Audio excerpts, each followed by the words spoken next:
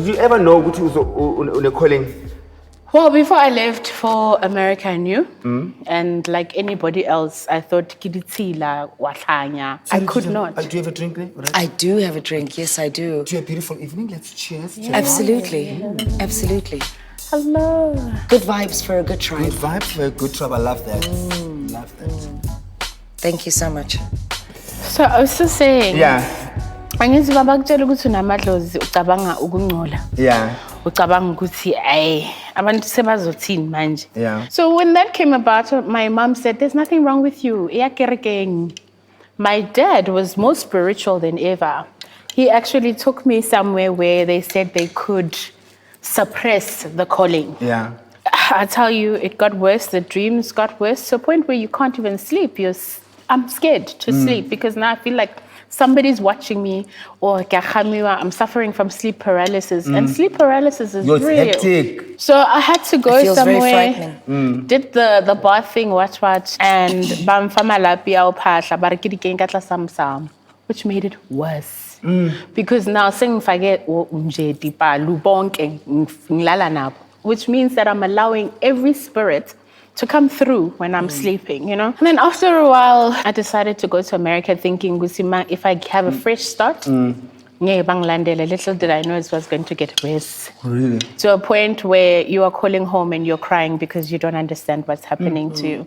But I can't come back because I want to finish school.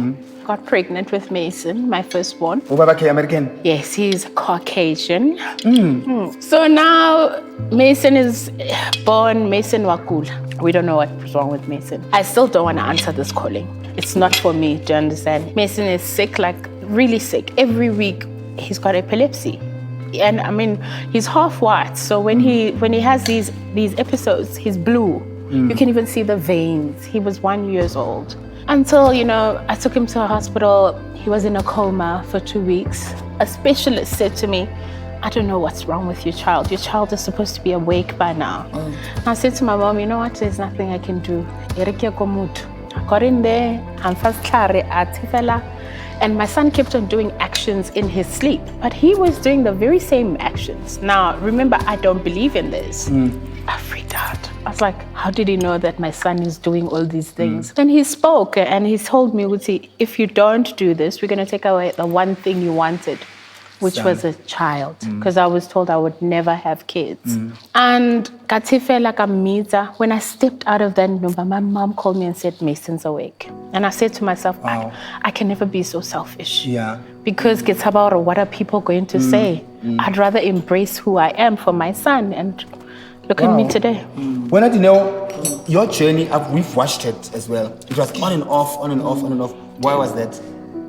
I think because I hadn't accepted. It's that simple. I think the only way you can flourish in whatever you're called to do is if you accept and embrace the fact that you're called to do it. So it was acceptance for you? It was acceptance, absolute acceptance. How has your life changed since you've accepted your calling? I think my life has not changed much, but I've changed. From December, there was a period from December to a certain point, I was trending for like the most ridiculous thing. I sneeze, I'm trending on social media, blah, blah, blah, blah, blah. I wake up in the morning, I blink, I would dance on tables, all of a sudden it's like a big deal. So I think those were moments where I was reminded that you're not a god. You are a human being. You are not immune from the world just shifting and changing on you, but you need to remember that you've grown inside. Your maturity is advanced. Your arrogance needs to tone down quite a lot. Your humility needs to rise. Your pride, you need to manage that. So it's all these things that have changed inside of me. And also I became braver. I became bolder. I don't doubt myself anymore. That's good. I honestly don't. I'm not intimidated by existing within greatness. I feel that greatness is my portion. And it's just a confidence booster to go through the journey and accept your calling, because it's like, actually, I'm officially unapologetic. Khulile.